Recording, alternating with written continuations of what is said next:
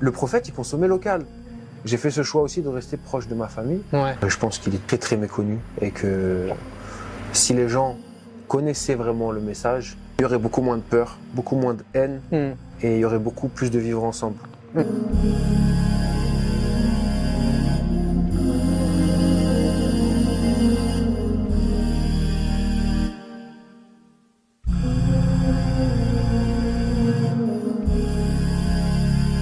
Bismillahirrahmanirrahim. D'Allah, le tout miséricordieux, le très miséricordieux. Je suis un membre du collectif de la fraternité islamique française. Donc aujourd'hui, on est avec Lucas qui est apiculteur en Beldon. Lucas. Salam alaikum Armand. Donc salam alaikum qui signifie que la paix soit sur toi. Que la paix sur toi. Donc oui, apiculteur dans le massif de Beldon, dans les Alpes. Et puis installé en apiculture, professionnel depuis 3 ans. Voilà, autochtone d'ici, habitant ici. Je suis né ici et puis marié. Ok. Voilà. Là on est dans la miellerie et puis l'habitation est juste au-dessus. D'accord. Alors du coup, tu es converti, comme moi-même. Du coup, comment on est venu à l'islam? C'est quoi ton parcours Et ben du coup, j'ai embrassé l'islam il y a 15 ans de ça maintenant. Ouais, 15 années de ça. Et donc j'avais 14-15 ans. Et du coup, c'était quoi la question? Comment j'en suis venu à l'islam? C'est marrant parce que quand tu me poses la question, si tu m'avais posé la question il y a 10 ans, je t'aurais donné toute une explication rationnelle, j'ai rencontré telle personne. Mais plus on prend de l'âge et plus on comprend que c'est un miracle. La guidée, c'est vraiment quelque chose que Dieu donne. Surtout quand tu es jeune comme ça. Et j'ai eu cette guidance par un mal-être, un mal-être étant jeune. Qui était dû à des questions existentielles qui me tiraillaient de l'intérieur. Et je les ai eues très jeunes, en fait, ces questions existentielles. Je les ai eues très très jeunes. Et donc très vite, j'ai eu besoin de réponses. Et très vite, les gens qui m'ont apporté ces réponses, qui m'ont apporté des réponses par rapport à cette quête existentielle, à ce mal-être, c'était des musulmans. Dieu a mis des musulmans sur ma route, des musulmans avec la sagesse, qui ont su répondre à mes questions. Et petit à petit, c'était vraiment un appel du cœur au début, et j'ai répondu seulement à cet appel. Ça, c'était le premier, parce que quand tu embrasses une religion, une doctrine, une croyance, forcément, tu vas la confronter à travers l'expérience de ta vie à la réalité. Et je trouve que ce qui est beau, c'est que le miracle a prouvé sa rationalité dans le sens où 15 ans plus tard, j'ai encore l'islam. Et ça, c'est le second miracle. Ça veut dire qu'il a traversé le temps. Ce choix a traversé le temps. Oui, c'est que c'était pas un choix, on va dire, qui n'était pas réfléchi, etc. C'était vraiment quelque chose qui s'est ancré, en fait. C'était pas, on va dire, comme certains peuvent dire parfois, que voilà, il y en a qui se convertissent ou par groupe, etc. Toi, c'est vraiment un choix que tu as fait jeune. On pourrait se dire, effectivement, que tu as été peut-être influencé, etc. Que peut-être tu as embrassé cette religion, mais vraiment sans savoir. Et au final, comme tu dis, 15 ans après, tu es encore un musulman. Je dirais que la raison a confirmé l'appel du cœur. C'est ça. Il y a eu d'abord on dit que la raison... le cœur a ses raisons que la raison ignore. Que la raison ignore. Eh ben, la raison a confirmé l'appel du cœur. Ouais.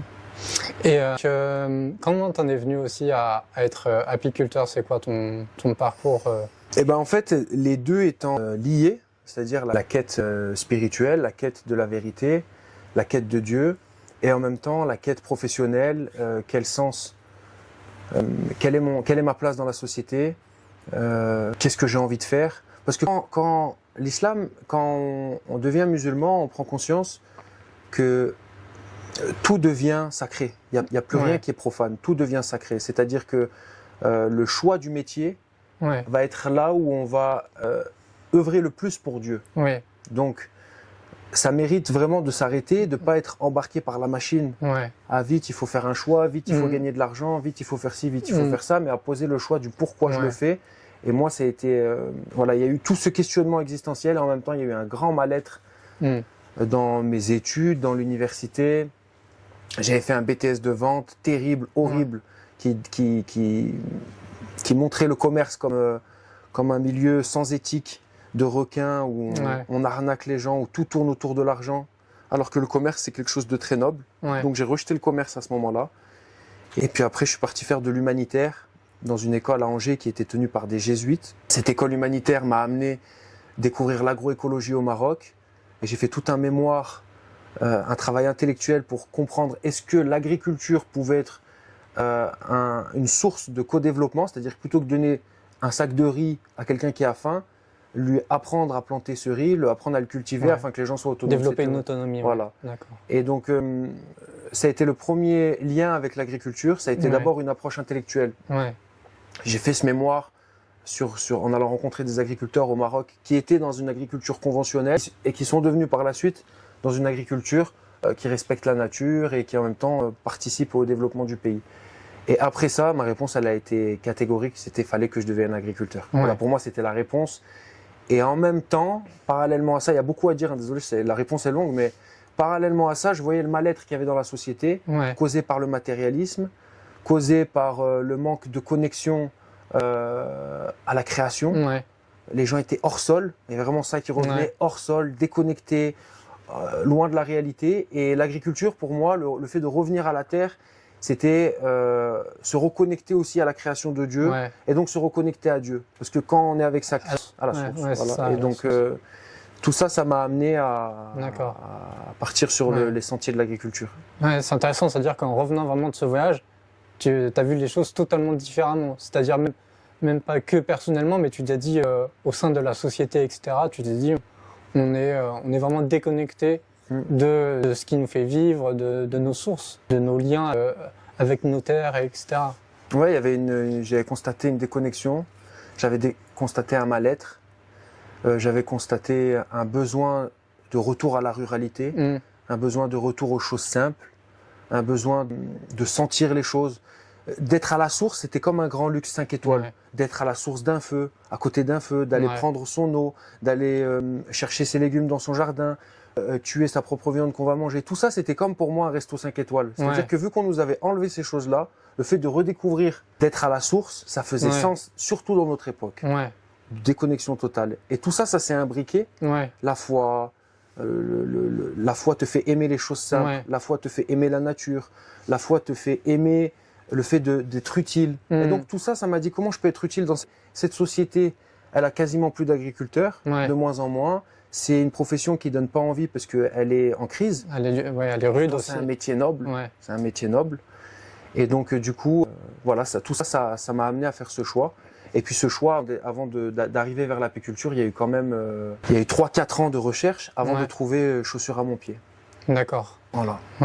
Et justement, quand on parle de revenir aux sources, c'est vrai que la foi t'a aidé également dedans, de dire, on a un lien avec ces terres, mais ce lien aussi, il est également avec Dieu, où en revenant aux terres, finalement, on revient aussi vers Dieu, parce qu'on se dit, on cultive ce que Dieu nous a apporté, nous a laissé sur cette terre, afin que nous, humains, l'exploitation de la meilleure des manières. Quand on est connecté à la création, on est connecté de l'outil que Dieu utilise pour nous parler. Parce qu'il nous parle à travers deux choses. Il nous parle à travers la révélation et il nous parle aussi à travers la création, le livre déployé, celui de la création. Quand tu te rapproches des arbres, de la rivière, des animaux, de la terre, du soleil, des astres, de toutes ces choses, c'est que ça te parle. Dieu te donne des signes. Il va parler à ton cœur, il va te parler à ta nature originelle. Et tout ça, ça va faire en sorte que tu te sens connecté. Alors attention, nous on ne tombe pas dans le panthéisme, on ne dit pas que tout ça c'est Dieu, on dit que tout ça c'est la manifestation de la présence divine. Et donc en se reconnectant à ça, et je le vois autour de moi, c'est luxe. C'est un luxe parce que je vois beaucoup de souffrance aujourd'hui chez les jeunes qui sont ultra connectés à tout ce qui est virtuel, mais qui ne sont pas connectés aux choses essentielles de la vie. C'est une façon de combattre le mal-être, de redonner sens et de relaisser aussi son essence d'être humain, de s'exprimer à travers cette création. Parce qu'à la base, on est fait pour vivre dedans. On n'est pas fait pour vivre dans du bitume. Ça, c'est pas quelque chose. On n'est pas fait pour. Donc, c'est revenir au bon sens. Un jour, j'avais rencontré une communauté de convertis qui sont au milieu de la France. Ils m'avaient dit, je comprends pas, il y a des gens, ils font des milliers de kilomètres pour venir nous voir. Certains prennent l'avion, certains font ci, certains font ça, pour venir nous visiter. Mais nous, on est des petits gens, nous. Qu'est-ce qu'ils viennent faire ici, ces gens? Et ils me disent, mais en fait, on a compris que le fait qu'on ait une vie simple, en fait, c'était extraordinaire pour le commun des gens. Donc, le fait d'avoir une vie simple aujourd'hui, dans notre époque en crise, c'est de l'ordre de l'extraordinaire. C'est une grâce, c'est un cadeau. Il y en a beaucoup, effectivement, qui cherchent cette vie simple, comme on l'avait vu, par exemple, l'épisode après Covid, où beaucoup de citadins sont revenus vers la terre, etc. Et, effectivement, on va dire, cet appel, comme tu dis, aux choses simples, à ce qui nous fait au final vivre. Ouais. Et puis René Guénon disait ça, paix à son âme, l'être humain est par essence un producteur. C'est-à-dire qu'en fait, quand tu te reconnectes avec cette réalité-là de produire quelque chose, il y a quelque chose dans notre être qui a une certaine satisfaction, un certain bien-être. On n'est pas fait pour être des simples consommateurs. Et quand on se reconnecte sur le fait de produire, en plus quand tu produis de la nourriture qui participe au fait que les gens s'alimentent, Ouais. qui est un métier noble, un jour le prophète sallallahu alayhi wa sallam, que la paix et la bénédiction soient sur lui, un jour il traverse un village un petit peu éloigné et tout le monde se précipite pour aller le saluer. Et il y a un homme qui prend un peu d'écart, qui se sent un petit peu mal à l'aise. Cet homme-là, c'était un agriculteur. Et il avait la main toute rude. Tu connais la main des agriculteurs, elle est toute... t'as l'impression que c'est une pierre qui te serre la main. Et bien cet homme-là, il n'a pas osé saluer le prophète, sallallahu alayhi wa sallam, parce qu'il s'est dit, comment moi je peux toucher le prophète alors que ma main elle est toute rude. Le prophète, il l'a vu, qu'il y avait un homme qui se tenait à l'écart et que c'était par rapport à ça, parce qu'il savait lire à travers les expressions des gens. Et bien il est allé vers lui, il a pris sa main et il l'a embrassé. Et il a dit, cette main, elle ne sera pas touchée par le feu. Donc c'est une façon de dire que c'est un métier qui est noble, c'est un métier qui est beau, et quand tu l'abordes avec la foi, tu fais partie des gens qui ont beaucoup de bienfaits sur cette terre, parce que tu es constamment entouré de signes. Ouais. Et tu perçois. Là où celui qui n'a pas la foi, il voit juste une vache, Ouais. ou il voit juste un arbre. Ouais. Mais toi, tu vois la manifestation du sublime, la manifestation du beau, la manifestation de Dieu. Ouais. Et ça, je trouve que ça n'a pas de prix. Ouais. Et donc, tu as mis 3 à 4 ans, c'est ça, avant de trouver sur attention l'apiculture. Qu'est-ce que ça t'a apporté au début, l'apiculture, on va dire, avec ta foi? On sait qu'il y a une sourate dans le Coran qui s'appelle Anna, les abeilles. Qu'est-ce que ça t'a apporté au début quand tu allais vers l'apiculture? Est-ce que, on va dire, ce rapport avec le Coran, l'islam, etc., ça t'a poussé vers l'apiculture, ou alors c'est plutôt l'apiculture qui t'a ensuite apporté vis-à-vis de ça? Et je dirais que dans un premier temps, ça s'est fait de façon spontanée. Tu sais, quand tu n'es pas au contrôle de ta vie, tu vois. J'étais maraîcher en Bretagne, chez un frère qui a une ferme là-bas. J'ai eu des problèmes de genoux. Les problèmes de genoux m'ont empêché de continuer dans le maraîchage. Il y avait un vieux dans cette ferme qui mettait des ruches, il m'a emmené avec lui, il m'a fait rencontrer l'abeille, j'ai accroché, l'abeille m'a piqué, il y a eu une relation qui s'est faite entre elle et moi, et j'ai dit je veux devenir apiculteur. Et j'ai fait mon BPREA dans la foulée, l'année qui a suivi, et puis j'ai fait 2 saisons chez un professionnel, et je me suis installé. Et je dirais que l'abeille, subhanallah, elle a toujours accompagné l'être humain, aussi loin qu'on remonte, elle a toujours accompagné l'être humain, et c'était très souvent une discipline qui était accordée aux moines, à ceux qui étaient entre guillemets les religieux de la communauté. Et on retrouve ça en Égypte, on retrouve ça, je veux dire, tu prends dans la culture européenne, tous les noms des ruches, c'est des noms de prêtres. La ruche Adam, c'était un prêtre, la ruche Vauvarno, c'était un prêtre, la ruche Langstrot, c'était un prêtre, la ruche Varese, c'était un prêtre. C'était que des prêtres en fait qui étaient dans l'apiculture, ou soit des profs d'école, c'est les prêtres et les maîtres d'école. Et donc, quand tu abordes l'abeille avec la foi, je pense qu'il y a quelque chose qui se passe. C'est parce que l'abeille, elle est entre la faune, la flore, le ciel et les êtres humains. Elle est vraiment au carrefour de tout ce qui nous entoure. Et elle donne de toutes ces choses des produits d'une noblesse qui n'a jamais été égalée. Je veux dire, aussi loin que tu remontes, les gens utilisaient la cire pour se chauffer, le miel pour manger, la propolis pour se guérir, le pollen pour prendre de la protéine, etc. Ça a toujours accompagné l'être humain. Et quand tu prends conscience de la place de l'abeille, elle a toujours intrigué l'être humain. Elle a toujours questionné l'homme. Parce que tout est parfait dans une ruche. Tout est parfait. Et nous, dans le Coran, dans la sourate, Allah il dit « Les abeilles sont sous mon inspiration ». Il emploie le mot « wahi », le mot « inspiration » qui peut aussi être dit « révélation ». Et là, pour le coup, la signification qui est le plus admise, c'est inspiration. C'est-à-dire que les abeilles sont sous l'inspiration divine. Donc, toi, quand tu es au contact de ça, eh ben, tu es au contact d'êtres qui sont sous l'inspiration de Dieu constante. Et donc, tu assistes à un miracle constamment. Et c'est un cadeau. C'est vraiment, moi, je le prends comme un cadeau, comme une grâce. Et puis, en plus, le miel, voilà, tu vends du miel. Le miel qui est... Allah, dans le Coran, dans la Révélation, il emploie le mot « shifa » qui signifie guérison à de nombreuses reprises. Mais Shifa, c'est souvent utilisé pour parler de la révélation, ce qu'elle fait pour notre cœur. Elle apporte guérison dans nos cœurs, elle apporte guérison dans nos âmes, la révélation. Et une seule fois, il emploie le mot Shifa pour l'alimentaire. Ouais. Une seule fois dans le Coran. Pour dire, Shifa linnes. Le miel, c'est une guérison pour les êtres humains. Donc Ouais. c'est la seule fois où il y a cette connotation Ouais. de guérison avec l'alimentaire. Donc en plus, tu participes au fait d'apporter un produit qui est noble, Ouais. qui apporte guérison. En plus ici, tu vois, quand on fait la récolte, c'est des petites choses, mais quand tu es Ouais. croyant, ça joue. Il y a le Coran qui est récité. Tu vois, Ouais. c'est des petites choses, Ouais. mais c'est des grandes choses pour celui Ouais. qui à la fois, tu vois. Donc Rappel. voilà, louange et remerciement à Dieu. Ouais. Comme on dit, alhamdulillah, Alhamdoulilah. ça fait partie de ses grâces. Et faire ce métier, c'est une grâce. Ouais. Normalement, j'ai même pas besoin de faire de promo. Les gens devraient tous faire la queue pour faire ce métier, surtout s'ils ont la foi. Ouais. Et comme tu disais, ouais, c'est vrai que c'est un métier qui se perd de plus en plus, et notamment en France, où on a de moins en moins d'agriculteurs, ils deviennent de plus en plus vieux. Et pourtant, comme tu le dis si bien, c'est un métier qui est plein de sens, où on entretient nos terres. En tant qu'apiculteur, bah justement, tu poses tes ruches à un certain endroit, à d'autres endroits. Donc en fait, tu es aussi toujours en déplacement, tu es toujours aussi comme tu dis, dans la création. Oui. Tu n'es pas dans un Oui. immeuble, dans des studios, etc. Non, c'est vraiment au sein de la création. Et c'est vrai que ça te fait également le permanent, en fait. Un rappel permanent d'avoir ce métier, comme tu disais, d'avoir cette inspiration divine à travers les abeilles et qui après te sortent du miel, etc. Comme tu disais, une guérison pour les hommes. Et je sais pas, est-ce que tu te sens un peu comme, on va dire, un intermédiaire entre ce que apporte Allah dans ce bien du miel aux hommes? Parce qu'au final, c'est toi qui le récolte, ce miel, qui le met en pot et qui au final après l'apporte à la population. C'est un intermédiaire aussi. C'est quand même on va dire une place qu'Allah t'attribue. Et il apporte à travers toi, à travers ce métier, au final, un bien pour ces gens. Parce que sans toi, sans ta place ici, ces gens, ça se trouve, ils n'auraient pas accès à du miel, ou du moins du miel qui serait peut-être néfaste pour leur santé.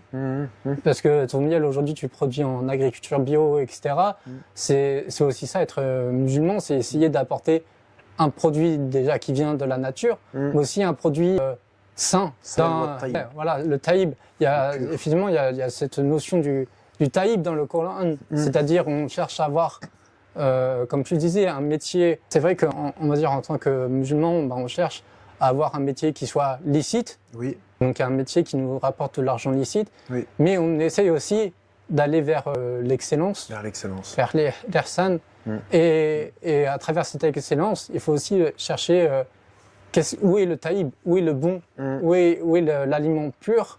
Et donc voilà, toi, comment tu le ressens, ce fait on va dire, d'être un intermédiaire entre ce produit que toi, que Allah t'a permis d'avoir ces connaissances, cette maîtrise, pour aller chercher ce miel, pour t'occuper de tes abeilles, etc. Et au final, l'apporter aux hommes afin qu'ils soient tout de suite consommables. Moi, je prends ça comme un honneur. Tu sais, c'est comme quand tu étudies la zakat. Donc la zakat, c'est l'aumône purificatrice, pour reprendre les termes de Maurice Gloton, paix à son âme. L'aumône purificatrice, c'est-à-dire que l'agriculteur, il donne plus que sur sa récolte, il donne plus que qui est commerçant, par exemple. La zakat, pour un agriculteur, c'est aux alentours de 10% de sa récolte. Il doit donner à ceux qui ont moins, aux pauvres, aux démunis, 10% de sa récolte. On pourrait le prendre, si tu regardes avec le regard matérialiste, un désavantage. Ouais. On pourrait te dire, ah non, moi je donne plus, alors que le commerçant, il donne moins. Mais quand tu regardes avec la foi, c'est un honneur que Dieu donne aux agriculteurs sur le fait qu'ils peuvent participer au fait de partager à ceux qui ont moins. Parce qu'en fait, quand Dieu te donne une récolte, c'est Dieu qui te la donne. Toi, tu participes, mais c'est Dieu dans sa miséricorde qui fait que tu puisses avoir une récolte.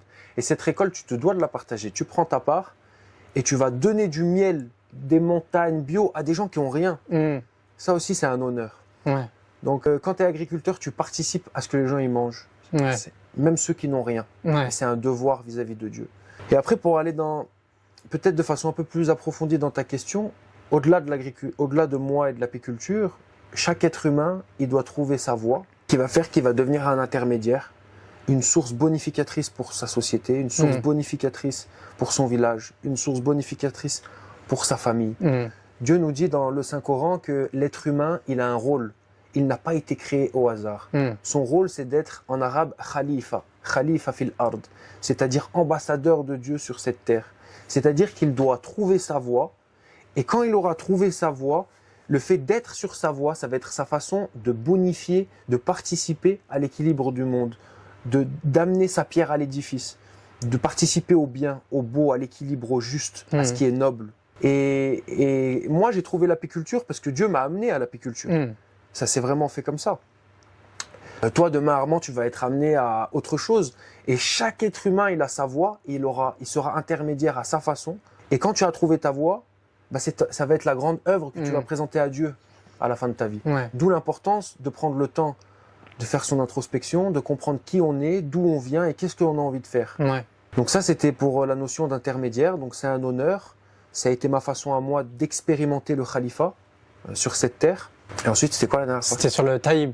Et sur le taïb, c'est incompatible de l'industrie alimentaire avec la notion de taïb. On ne peut pas produire à grande échelle et garder la qualité qui est faite dans l'artisanat, dans l'art de produire correctement. Donc on est obligé à un moment donné, quand on s'industrialise dans l'alimentaire, attention, les industries c'est très bien, il faut des industries pour des voitures, pour des signes, mais quand tu es dans du vivant, tu peux pas l'industrialiser. Un être vivant, il est différent. Tu peux pas avoir 100 vaches pareilles, 100 colonies pareilles. Dès que tu commences à industrialiser une filière agricole, tu commences à perdre en qualité, c'est la conséquence, c'est ce que tu dois payer pour industrialiser ton alimentation.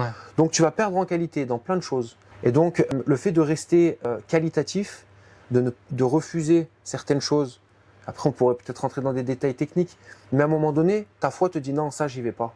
Et je me permets pas d'aller dans ça. Parce que je vais perdre la baraka.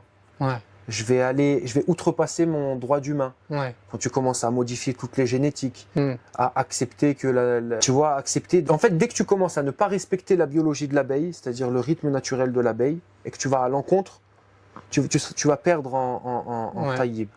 Au final, c'est un peu ta foi qui aussi définit tes pratiques agricoles. Tu vas dire, en fait, tu vas te dire, je sais pas, par exemple, en bio, j'ai telle choses qui me sont interdites, mais moi, vis-à-vis de Dieu, j'ai pas envie, en fait, de faire telle ou telle pratique, parce que je sais que même si c'est bio, ça pourrait apporter, ça pourrait être néfaste pour tel environnement ou tel animal. Donc, au final, c'est un peu ta foi qui te dit, par exemple, toi, sur ton miel, tu essaies de faire des extraits à froid, etc. Exactement. Tu essayes, au final, en fait, de vraiment garder la plus haute, on va dire, qualité sur ton miel. Et au final, on va dire, c'est ta foi. C'est ta foi qui, c'est pas, on va dire, comme tu dis, la recherche financière, de te dire, ah oui, parce que si je fais comme ça, je vais avoir plus d'argent.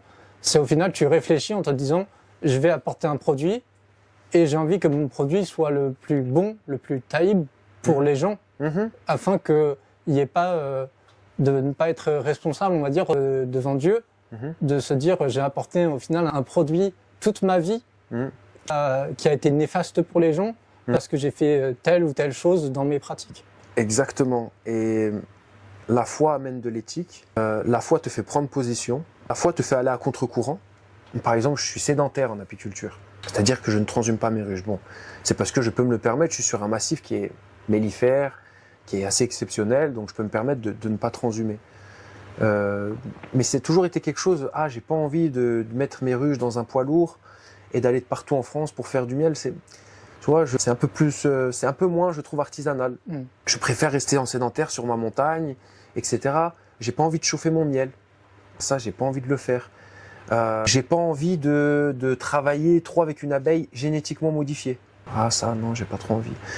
J'ai pas envie de perdre ce lien que j'ai avec les abeilles. C'est-à-dire qu'à un moment donné, si tu commences à grossir, tu vas perdre en qualitatif dans ton rapport avec l'abeille. Et puis, il y a un concept qui est, en islam, qui est fondamental, c'est le concept de l'excellence, ce qu'on appelle l'ihsan. T'amènes cette exigence vis-à-vis de toi-même et vis-à-vis de ton travail, d'être toujours dans l'excellence et donc de faire des choix qui est conséquent à ça. Mm. Et troisième chose, c'est la notion de baraka, la notion de bénédiction.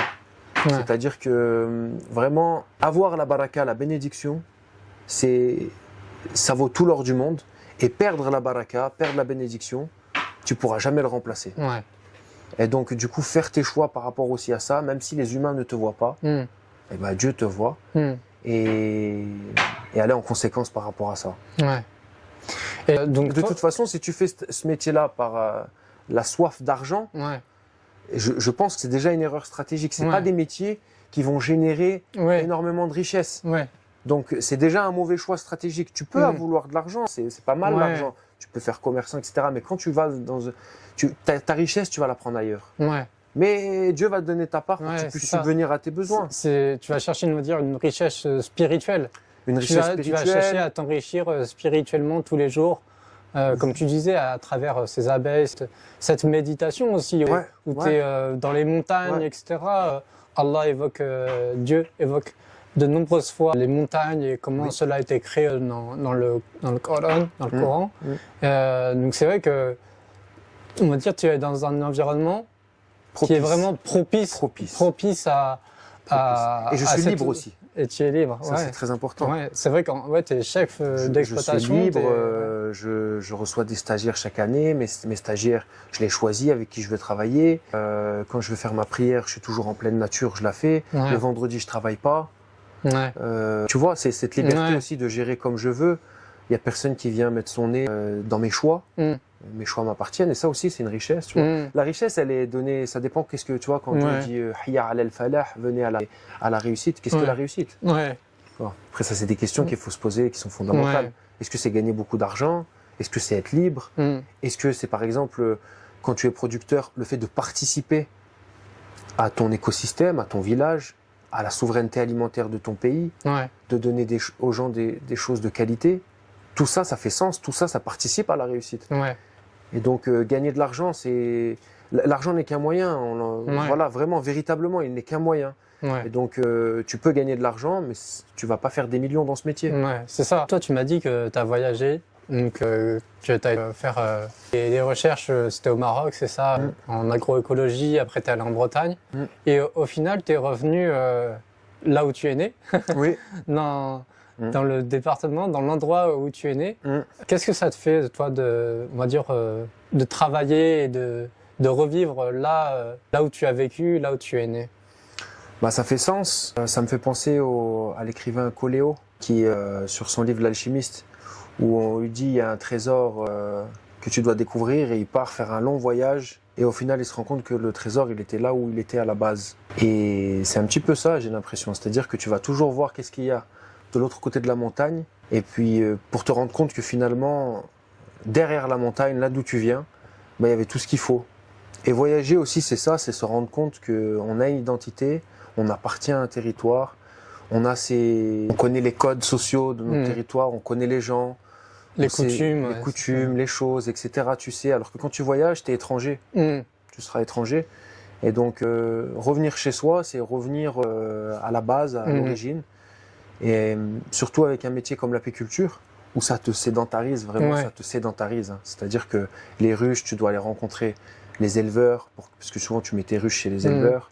Ça te sédentarise dans le paysage. Tu participes au paysage aussi, puisque les ruches, elles sont au bord de la route, c'est etc. vrai, hein. Tu connais toutes les fleurs de chez toi, tu connais exactement le rythme des saisons. Mm. Tu connais aussi les gens, parce que les gens, tu les croises. Mm. Donc ça t'ancre aussi dans ton territoire. J'ai Ouais. jamais été aussi ancré dans mon territoire qu'avec ce métier.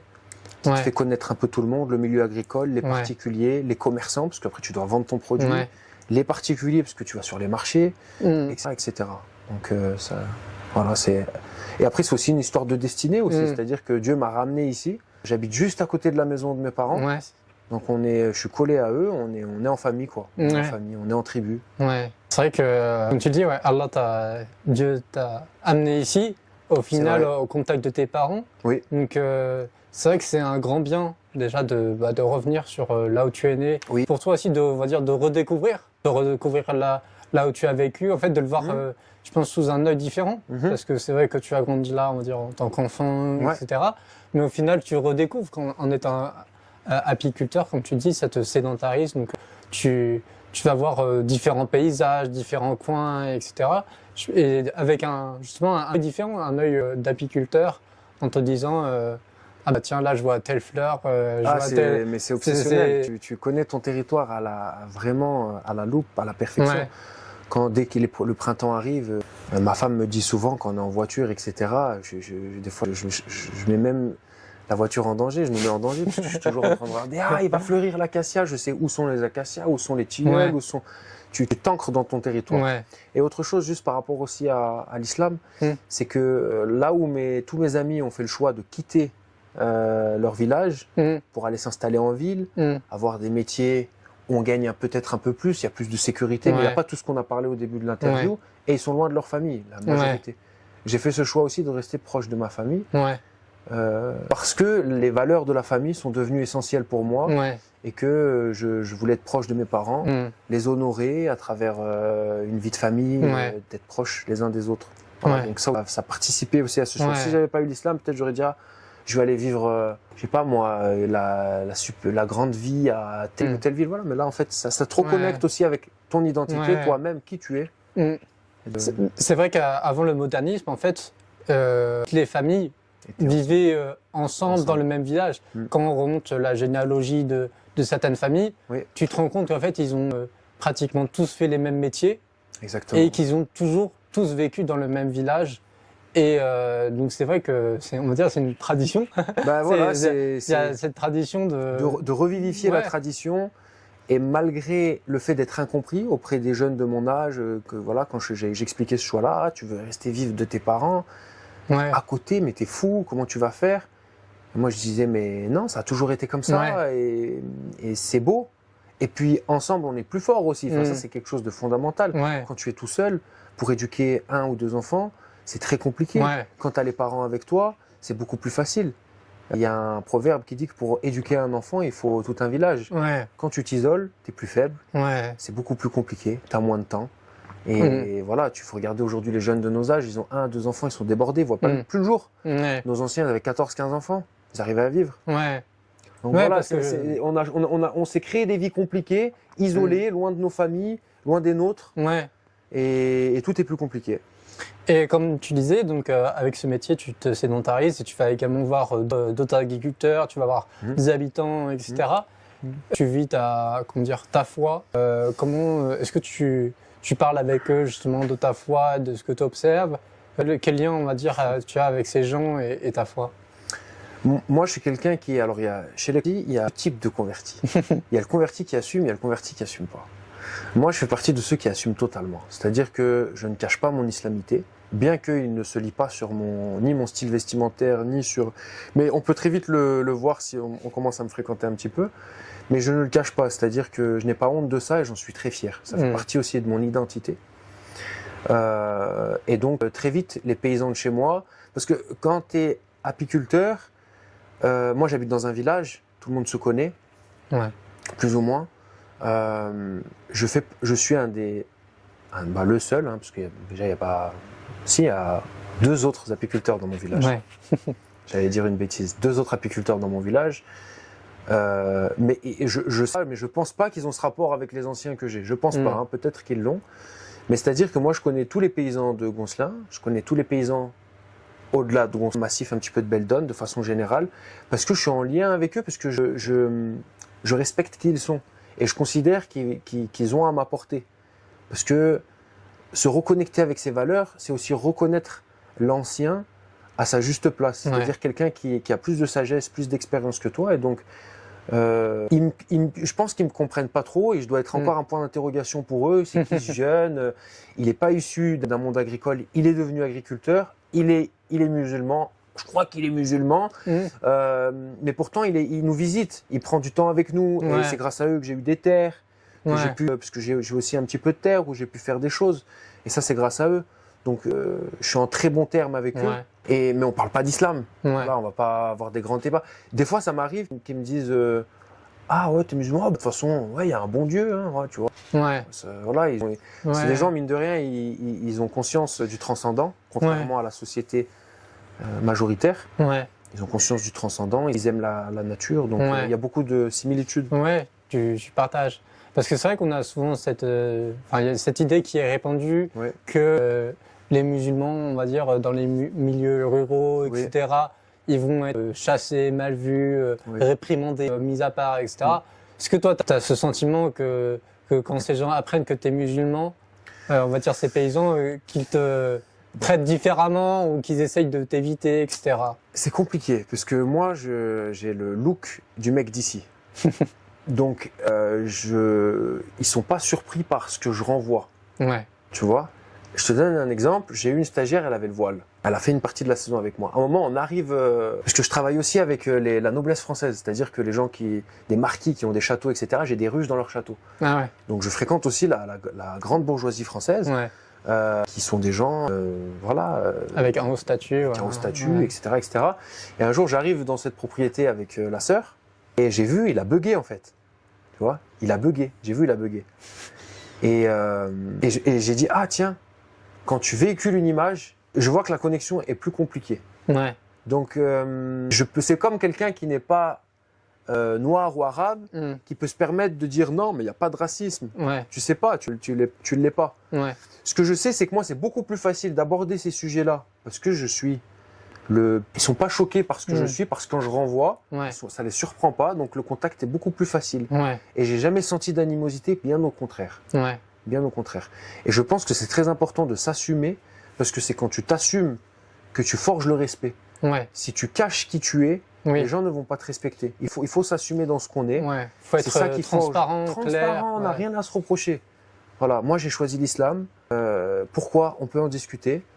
Il n'y a pas de souci. Ouais. Et puis après, ils voient de toute façon comment tu te comportes. Tu vois, moi, comment tu te comportes avec tes voisins, comment tu te comportes avec les gens. Est-ce que, tu vois, moi, le marquis, il m'a dit, Lucas, t'es quelqu'un vraiment, tu fais partie du patrimoine. Parce que quand je me suis marié, il m'a ouvert les portes du château pour qu'on fasse les photos. Ah ouais, trop Et je l'ai remercié, il m'a dit, non, monsieur Philippon, vous faites partie du patrimoine. Il m'a dit ça comme ça, tu vois. Ah, Pourtant, il sait que je suis musulman. Ou il sait pas, je sais pas trop d'ailleurs. Peut-être il le sait pas. Mais voilà. Donc tu vois, ça passe quoi. Moi, j'ai jamais eu de problème. Ouais. Et donc tu disais, ouais, effectivement que tu allais voir souvent donc des personnes qui ont un certain âge, on sait aujourd'hui qu'on vit, on va dire, une crise quand même avec tous ces EHPAD, etc. On a comment dire, ce respect de l'ancien qui s'est perdu. Oui, on a ce respect de la famille également qui s'est perdu. Oui. C'est vrai que le fait d'être musulman, l'islam nous appelle aussi à renforcer les liens de parenté qui sont sacrés en islam. Et également le respect de l'ancien, d'aller voir ses aînés. Il y a vraiment dans l'islam toute cette comment dire, ce adab, ces convenances qu'on doit avoir vis-à-vis des personnes âgées. C'est vrai que le fait d'avoir cette proximité avec tes parents, Dieu t'accorde aussi ce bienfait de maintenir ces liens et de les renforcer, etc., de faire cette adoration au final. La modernité, c'est un parasite qui est venu, qui a inversé les valeurs. Ils nous ont dit, les anciens, tu te rends compte quand même, quand tu prends du recul sur une société, pas toute la modernité, hein, mais de façon générale, au niveau de l'idéologie, ça fait du mal. Elle est venue, elle nous a dit, vos parents, vous n'avez pas à vous en occuper. Pourtant, eux, ils se sont occupés de nous quand on était petits. Si on était malade, ils nous auraient pas lâchés. Ils se seraient occupés de nous. Et nous, aujourd'hui, on se permet, à la fin de leur vie, après tout ce qu'ils ont fait, de les mettre dans des boîtes où ils vont se faire traiter par des gens qui, malheureusement, sont pris par la machine et qui n'ont pas le temps, parce qu'ils n'ont pas le droit de prendre du temps avec les patients. Donc, une maltraitance. Et on a accepté que les anciens, ils soient seuls, qu'on les considère comme des êtres improductifs, donc sans valeur. Tu vois, c'est des choses qui sont que moi, en tout cas, avec la foi, j'ai redécouvert et j'ai dit non, ça n'a pas de sens. Ça n'a pas de sens. L'islam met un point d'honneur, mais c'est même pas un point d'honneur, c'est un point d'exclamation sur les parents. De nombreux versets du Coran, la ta'buduna illa Allah wa bil walidayni ihsan, et n'adorez rien si ce n'est Dieu. Et avec les parents, soyez excellents. Al-ihsan, comme on disait tout à l'heure. Et ça revient tout au long du Coran, jusqu'à un verset qui dit « Ne leur dites pas... » Ne leur dites pas... Ne serait-ce qu'un agacement. Donc après, ça ne veut pas dire que c'est facile tous les jours. Vivre avec ses parents, c'est aussi c'est faire le grand combat contre soi-même. Parce que c'est toujours avec les proches que c'est le plus dur. Et en même temps, c'est un honneur. Et ça, c'est des choses que nous, on a perdues. Il y a 60 ans, les gens vivaient avec les 3 générations dans la maison. Ouais. Et les grands-parents s'occupaient des petits-enfants. Ouais. Les petits-enfants apportaient de la joie aux grands-parents. Et les grands-parents apportaient de la sagesse aux petits-enfants. Et il y avait un équilibre qui se faisait, qui s'est perdu, et qu'il faut qu'on redécouvre. Ouais. Et ça, je pense qu'il y a une valeur ajoutée de la part des convertis. Ce ne sont pas des parasites pour la société, au contraire. Je pense qu'il y a beaucoup de choses qui vont se porter sur les gens spirituels de façon générale, quelle que soit la tradition. Des gens qui reprennent ces valeurs-là en main, qui les revivifient et qui les incarnent en fait. Ouais. Tout comme le voisinage. Ouais. Moi, je connais tous mes voisins. Ouais, oui. Quand je fais du miel, la première chose, alors c'est pas ça pour me jeter des louanges, mais c'est pour dire qu'est-ce que la foi t'apporte dans une société qui s'est renfermée sur elle-même. L'individualisme. L'individualisme a pris vraiment. On peut être dans une maison collée, on peut ne pas se connaître et c'est normal. Les gens sont dans une maison de retraite en train d'être maltraités, c'est normal. Tu vois, on a accepté des choses qui sont anormales en fait. Moi, tous mes voisins, je les connais. Ouais. La dernière fois, mon père il me dit: ah, t'as donné les pots de miel? J'ai dit oui. Mais dit, t'en as donné à l'autre là-bas, c'est un voisin qui l'aime pas. J'ai dit bah oui. Il me dit fallait pas lui donner. J'ai dit si papa, fallait lui donner. C'est notre voisin, même si tu l'aimes pas, c'est pas grave. Après c'était son nom. Mais tu vois ce que je veux dire? Tu participes à. Ouais, c'est vrai. Il y a le prophète sallallahu alayhi wa sallam, que la paix soit sur lui, avait l'ange Jibril Gabriel qui justement venait lui rappeler les devoirs des voisins, etc., le comportement qu'il devait avoir auprès des voisins, au point où le prophète sallallahu alayhi wa sallam, que la paix soit sur lui, où il disait j'ai le sentiment que mon voisin fait partie de mes proches. Mais même dans le Coran, oui, il devait hériter. Exactement, je te remercie. Et même dans le Coran, dans la sourate de la vache, wa'budullaha wa la tushriku bihi shay'an. Votre Seigneur, et ne lui associez rien. Wa bil walidayni ihsana, et avec les parents soyez excellents. Wa dhil qurba, et les proches, wal yatim, et les orphelins, wal masakin, et les pauvres. Et ensuite, le voisin proche qui est cité et le voisin éloigné. Ça veut dire que même deux sont cités, le voisin qui t'est proche et le voisin qui t'est éloigné. Ouais. Et ça, c'est des choses qui participent à l'équilibre d'une société. Ça participe à l'harmonie, le fait de connaître ton voisin, connaître son prénom, connaître ce qu'il aime, ce qu'il n'aime pas. Ouais. Donc on est loin du cliché qu'on nous a vendu sur les médias, du converti, qui est complètement hors société, hors système, qui ne participe en rien, qui devient marginal, presque il voit ses voisins, il leur dit salam alaikum, tu vois. non, ça n'a rien à voir, tu vois. Ça n'a rien à voir. Il faut sortir de ces clichés qu'on nous a vendus, qu'on a fait d'une minorité une majorité. Comme il disait le slammer Abdelmalik, un arbre qui tombe fait plus de bruit qu'une forêt qui pousse. Et donc aujourd'hui, on a mis l'accent sur ça, l'image dans l'inconscient populaire français collectif. Le français, c'est ça qu'on a décrit. Le méchant barbu qui veut aller faire le djihad en Syrie, alors que ça n'a rien à voir. Ouais. 98% des convertis, c'est des gens qui participent correctement à la société, qui sont des gens qui s'entendent bien avec leurs voisins, qui respectent toute croyance, quelle qu'elle soit, tu vois. Et ça, c'est important de le rappeler à une époque où on nous dépeint comme du n'importe quoi. Ouais. Et c'est vrai que, comme tu disais, le fait d'être agriculteur aussi, c'est que tu produis ce miel et en fait, au final, avec ta voisine, tu as quelque chose à leur offrir, à leur produire. Et je pense que ça doit les toucher également de recevoir un produit qui fait partie de leur territoire. Où ils se disent qui est mon voisin, qui est apiculteur, qui m'apporte son miel et tout, sa récolte de l'année ou de l'année d'avant. C'est un moyen pour eux aussi de les appeler à faire, à leur lieu, c'est-à-dire à là où ils sont, de consommer local, etc., de consommer des choses bonnes. Et donc au final, tu participes à ça aussi, à travers le devoir que tu as envers eux, de venir à leur aide, etc., d'offrir une partie de ta production. Tu les appelles aussi à dire, regardez ce que moi je produis ici, je vous l'apporte, et eux, c'est ce qui est produit juste à côté.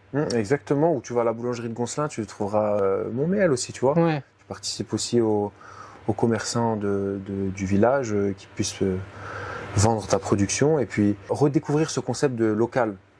C'est-à-dire que je pense que en étant bien enraciné dans ton territoire, déjà ça t'équilibre. tu es enraciné dans un lieu, tu appartiens à ce lieu, tu participes à ce lieu, Ouais. tu le bonifies, tu apportes ta présence, tu apportes ta plus-value. Et ça, en fait, je pense que ça participe au sens. Ouais. Ça participe au sens. Et on a besoin de ça, on a besoin de se reconnecter avec du sens dans une époque mondialisée, Ouais. où on a des amis à l'autre bout du monde, mais on ne connaît pas notre voisin. Ouais. On est super connecté de tout ce qui se passe, mais on n'a aucune connaissance de les producteurs. Ouais. On ne sait pas qui ils sont, on ne sait pas ce qu'ils font. Ouais. Tu vois, et redevenir des gens connectés à un territoire, qui appartiennent à un endroit, qui Ouais. participent à un endroit, qui connaît les gens, qui connaît les mœurs, qui connaît la culture locale. Et ça, pour moi, ça participe à redonner sens à notre époque. Ouais. À cette consommation. Ouais. Bah, on a perdu le sens. Ouais. Tu vois, typiquement, je prends l'exemple de la communauté musulmane. Ils font une fixette sur le miel du Yémen. Parce qu'à l'époque du prophète, que la paix soit sur lui, le pays qui produisait du miel, c'était le Yémen. Du coup, il y a le miel du Yémen qui est cité dans les sources les plus anciennes dans le patrimoine musulman. Et les gens me disent, moi, je veux du miel du Yémen. Je lui dis, moi, tu n'auras que du miel d'ici, De Beldon. de Beldon. Et le prophète, il consommait local. Ouais. Il consommait local, il consommait ce que son territoire lui donnait. Ouais. Et donc, comprendre ça, que le prophète consommait local, et les gens n'ont rien compris quand ils veulent le miel du Yémen, en fait. Ils n'ont pas compris que le principe, c'est d'être connecté à son territoire. Donc aussi, ça participe à conscientiser les gens sur le fait qu'il est important de consommer local, d'être à une poignée de main du producteur, c'est ce qu'on dit, l'idéal, et d'être pas hors sol, quoi. Ouais. Voilà, d'être connecté aux gens qui te donnent à manger, tes voisins. C'est juste d'être dans la vie, en fait. Ouais. C'est d'être dans la vie et d'arrêter de participer à un monde qui n'a plus de sens, Ouais. où on mange des choses qui sont produites à l'autre bout du monde, qui ont été emballées encore dans une autre partie Ouais. du monde et qui est renvoyé chez toi. Au final, tu n'as vu personne, tu sais rien Ouais. de ce qui s'est passé. Tu vois, c'est un non-sens. Et au final, la personne, ça participe à une injustice, Ouais. à même plein d'injustices. Parce que la personne qui a produit n'a pas été payée à son juste prix. Ça va faire de l'ombre au producteur local qui, lui, sa main-d'œuvre, elle est à 10 € de l'heure. Là-bas, elle est à 50 centimes de l'heure. Ouais. Tu vois, à la fois, tu amènes l'éthique, comme on disait au début, et Ouais. l'éthique, à un moment donné, te fait prendre position. Je préfère mille fois donner mon argent à un producteur local où il n'y a pas d'injustice, c'est quelqu'un qui fait du bien, il ne pollue pas la terre, etc. Ouais. Que donner de l'argent à Ouais. des choses qui viennent d'ailleurs. C'est pareil, pour faire le bien. Et je pense qu'il faut arrêter de sous-traiter le fait de faire le bien. Tiens, je te donne ça et tu vas faire le bien là-bas. Ouais. Non, fais le bien avec les Avec gens de tes- chez ouais, toi. c'est ça, avec tes voisins, avec ta Qui est famille. pauvre dans ton village? Tu connais le pauvre du village? Ouais. Dans tous les villages, il y a un pauvre. Tu Ouais. connais le pauvre de ton quartier? Tu Ouais. le connais ou je le connais pas? Non. Tu connais le fou du coin? Le fou, des fois, il a besoin de... Soi-disant fou, il a besoin peut-être un peu de présence. Tu vois, se reconnecter, même dans les œuvres de bien, Ouais. même dans tout, en fait. Se reconnecter à son territoire. Ouais. Donc, tu vois, ce concept de « Ah, c'est trop dur, faut partir ». Moi, je pense que c'est une façon de se déconnecter du message premier de la foi qui est « Vous êtes sur un territoire, il faut rester. Ouais. Vous êtes chez vous. Maintenant, il faut affronter les réalités du quotidien. Ouais. Ça fait partie de la vie. Les prophètes ont été dans l'adversité toute leur vie. Ouais. Donc voilà, participer, ne pas abandonner parce que c'est trop dur, Ouais. parce qu'il y a de l'adversité, parce qu'il y a de l'incompréhension, au contraire. Ouais. Se remonter les manches et participer à son échelle. Ouais. Et ouais, justement, tu parles, c'est bien de ce village et tout, de Goncelin où tu vis. C'est important aussi en tant que musulman de vivre en ruralité. On a beaucoup parlé effectivement de ce lien que tu as avec son métier. C'est vrai que revenir à un métier d'agriculteur, c'est aussi revenir dans la ruralité, d'habiter dans ces petits villages où il y a de moins en moins d'habitants, où les gens viennent vivre dans ces villages, mais n'ont pas aussi de métier, qu'ils ont de lien avec ce territoire, etc. Ça donne aussi du sens vis-à-vis de la foi, de vivre, on va dire, dans des petits villages où tu peux mettre en pratique justement ce lien avec les voisins, ce lien avec la famille, parce que tu n'es pas, on va dire, dans un lieu où tout est démesuré. Tu es dans un lieu où il y a des petites habitations, des petites rues, il y a des petits commerces, comme tu disais. C'est important en tant que musulman justement de venir en ruralité pour vivre dans ces territoires qui, en tant que musulmans et même français en fait, parce que on vient au final vivre comme dans cette bâtisse qui a plus de 200 ans. Ça se trouve, sans ton métier, sans toute ton activité, ça serait une bâtisse qui serait abandonnée, il y aurait des arbres qui pousseraient partout, etc. Et c'est vrai que c'est important. Avec ce métier, tu, on va dire, revivifies un peu les traditions, comme tu parlais au début, qu'au début c'était les prêtres, etc., qui faisaient ce métier. Donc ce métier qui a un lien avec la foi et en même temps vivre dans ces lieux où c'est nos aïeux, nos ancêtres qui ont occupé ces lieux avant, qui les ont bâtis, etc., de faire vivre tout cela. Je suis 100% d'accord avec toi. Il peut y avoir l'isolement vis-à-vis des fois le fait d'être un petit peu seul. Et la ville n'est jamais trop loin. Et je trouve qu'il y a beaucoup plus d'avantages, notamment sur la question de la liberté, sur la question de la tranquillité, sur la question de la ruralité. C'est encore un endroit où il y a des gens qui sont connectés à leur fitra, à leur saine nature, qui ont du bon sens. Il y a moins de folie qu'en ville. Donc je pense pas qu'on est fait pour vivre entassés les uns sur les autres, dans des petites cages, sans se connaître. Je pense que ça crée beaucoup de troubles. Et je pense qu'aujourd'hui, la maladie de notre époque, c'est la souffrance psychologique qui fait des ravages partout. Et je pense que aujourd'hui, on le voit d'ailleurs. Moi, des fois, je reçois des gens ici qui viennent des grandes villes.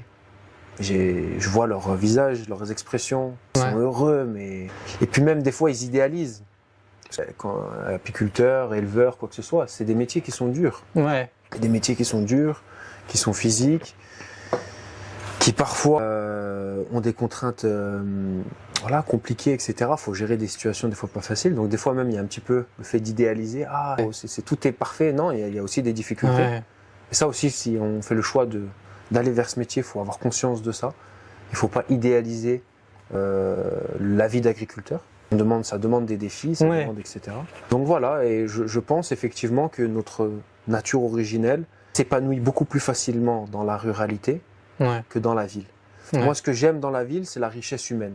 C'est-à-dire quand tu vas rencontrer des gens de différents horizons, tu vas rencontrer des intellectuels, tu vas vraiment pouvoir te confronter à des points de vue différents, etc. Chose que dans le village, bon voilà, une fois que tu as discuté avec le seul, on va dire, historien du village, tu connais toutes ses thèses, après tu connais toutes ses thèses, tu vois. Alors que la ville, elle t'offre toujours un panorama de discussion, d'échange. Ça, c'est très très riche. Merci beaucoup Lucas pour cette discussion qui a été vraiment très enrichissante. Merci à toi. Que Dieu te facilite dans ton commerce et dans cette aventure. Amen. Merci beaucoup. Que Dieu te bénisse également. Et puis, je trouve que le fait de vouloir reconnecter, redonner sens à la culture, pour le coup, la culture française, et que ce n'est pas incompatible avec l'islam, avec la foi, ce sont deux choses différentes. Il y a la spiritualité, la religion, la foi, et il y a notre identité, le territoire sur lequel on habite, nos coutumes, etc. Peut-être qu'il y a des choses qu'on ne fera plus, et c'est compatible, et au contraire, ça nous reconnecte, parce que toute véritable spiritualité te reconnecte à ton essence, à qui tu es. Et donc à partir de là, c'est beaucoup plus facile de se reconnecter à notre territoire, à notre terroir, à notre culture, à nos familles, tout en étant... d'harmoniser les deux. Tout en étant dans la foi, tout en étant dans l'islam. Et je pense que l'islam est méconnu en France. Je pense qu'il est très très méconnu, et que si les gens connaissaient vraiment le message, il y aurait beaucoup moins de peur, beaucoup moins de haine, et il y aurait beaucoup plus de vivre ensemble. Voilà. C'est ce que je pense, et je pense que ce collectif va donner une autre image de l'islam, de la France et de tout ça. Donc voilà, que Dieu bénisse cette initiative, que Dieu nous facilite tous. Merci à toi mon frère. Merci. Et à bientôt. Salam alaikum. Allez.